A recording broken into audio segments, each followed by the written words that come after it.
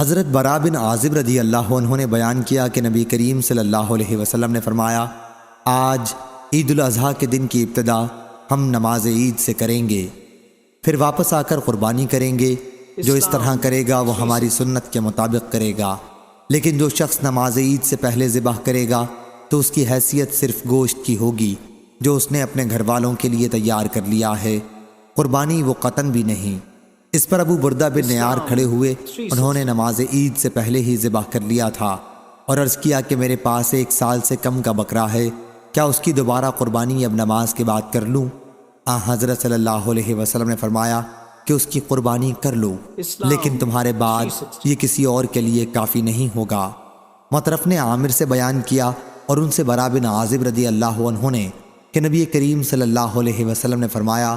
جس نے نماز عید کے بعد قربانی کی اس کی قربانی پوری ہوگی اور اس نے مسلمانوں کی سنت کے مطابق عمل کیا۔ صحیح بخاری حدیث نمبر 5545